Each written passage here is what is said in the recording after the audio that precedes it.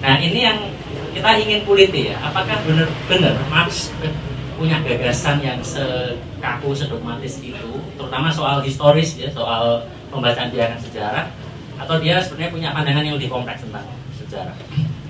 Yang pertama kita perlu jelaskan dulu mengapa ada pemisahan Marx muda dalam tanda kutip dan tua. Tadi Pak Yud sudah bilang tidak sepakat, dan ya saya kira teryakinkan oleh argumen historis itu ya Pak ya, bahwa Marx muda, jadi Marx muda itu kan dibayangkan sebagai periode di mana dia menulis terakhirnya manuskrip 44 itulah ya. Setelah manuskrip 44 itu dianggap Marx tua.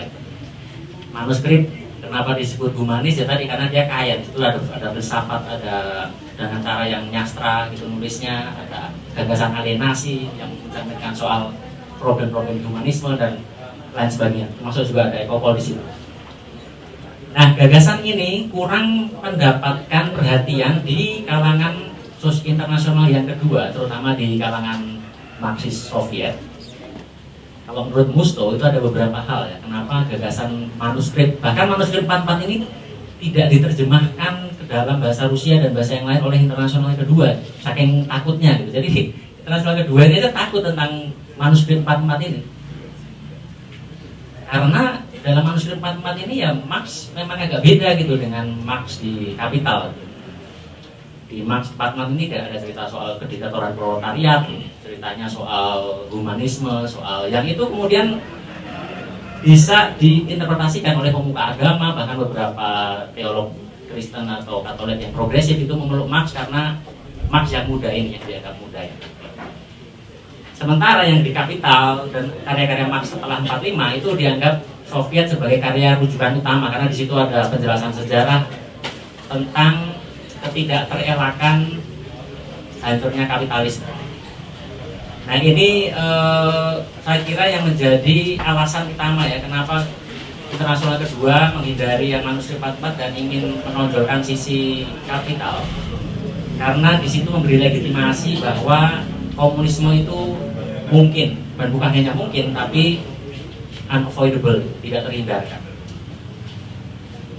Nah, model Marxisme semacam ini yang menggambarkan ketidakhindaran kebangkrutan kapitalisme dan ketidakhindaran komunisme, pembacaan sejarah yang secara mekanis seperti ini, yang itu kemudian dikritik oleh kaum Western Marxism, kira-kira sebagian kaum Marxis Barat.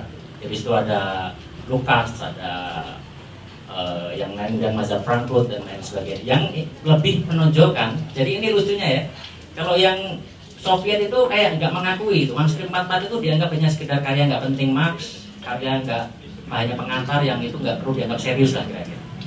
Tetapi sebaliknya ekstrim yang lain, Western Marxism ini karena tidak suka pada kediktatoran proletariat, otoritarianisme Soviet, mereka justru menganggap sebaliknya, Kapital itu bukan karya monumentalnya Marx. Bagi mereka justru Kapital itu kemunduran dari karya-karya Marx sebelumnya yang lebih kaya, karena dia ada filsafat di situ, menggabungkan filsafat dan ekonomi politik. Kalau yang Kapital itu kering, hanya sekedar ekonomi politik saja.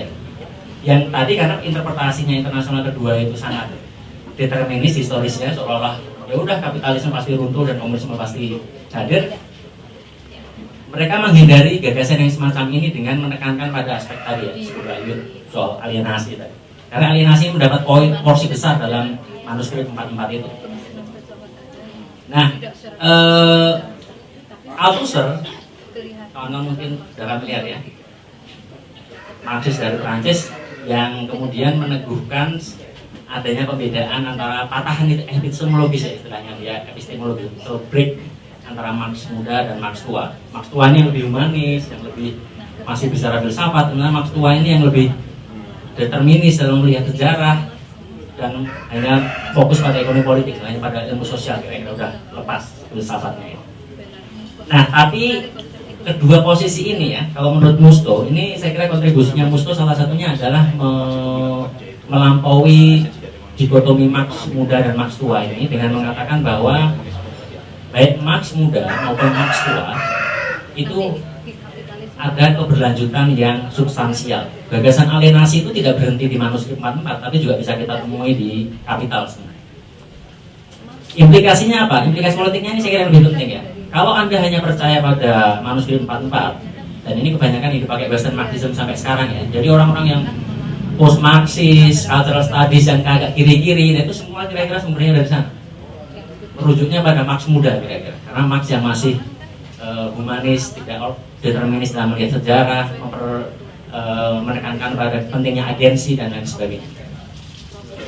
Sebaliknya, mereka yang disebut Marxis ortodoks hari ini itu yang dianggap yang mengacunya pada si Marx yang tua ini, yang karya yang ekopolnya itu.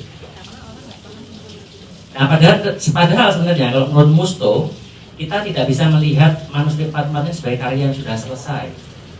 Dia hanyalah karya awal, catatan-catatan Marx tentang komentar-komentar dia terhadap Smith, terhadap Ricardo, terhadap Malthus dan lain sebagainya, yang bagi Marx sendiri itu belum selesai.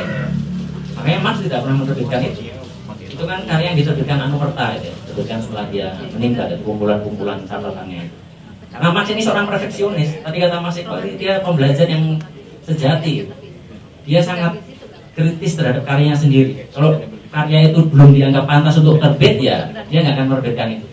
Jadi ketika di 1844 dia sudah didorong-dorong oleh Engels untuk ayo segera terbitkan ekopolmu itu, yang waktu itu masih manuskrip ini, dia nggak mau. Baru akhirnya kan, bayangkan ya, 44 udah disuruh-suruh Engels segera terbitkan itu, baru akhirnya terbit tahun 67, 23 tahun kemudian. Karena saking perfeksionisnya Marx, dia ingin belajar banyak dulu dari ekopol, tokoh-tokoh ekopol, dan dia terus memperbarui literaturnya. Ini benar-benar kayak riset kaum akademik yang serius sekarang. Waktu itu belum ada Scopus. Kalau ada Scopus mungkin Marx paling tinggi indeksnya. Karena dia begitu serius menuliskannya. Meskipun nggak 20 tahun lebih prosesnya untuk menyempurnakan karyanya itu. Nah, bagi Musto, keberlanjutan ini penting karena apa? Kalau bagi karena kalau Western Marxism itu sering menganggap ya udah Marx itu ya cuma yang Marx muda. Yang Marx yang kultural, yang humanis, yang filsuf gitu. Sementara Marx yang ekopol itu karena tadi dianggap dogmatik, determinis, sudah nggak usah. Dan sebaliknya Marx yang ortodoks, nah kadang saya ini dituduh juga ortodoks saya. Karena sering bicara kelas, bicara ekopol, bicara kelas, produksi, reproduksi, wah itu ortodoks tuh, MH itu. Ya, ini tuduhan yang paling mudah digencarkan ya, karena kemudian seolah-olah ekopol dan sesuatu yang bersifat kesadaran, kultur itu terpisah begitu jauh gitu. Yang sayangnya, ini kan cuma perdebatan di antara pengikut Marx ini. Yang Western Marxism nggak suka karya Kapital, yang ortodoks nggak suka Marx muda gitu ya, terutama internasional dua ya. Tapi pada dasarnya ini harus kita anggap kedua-duanya ini karya Marx.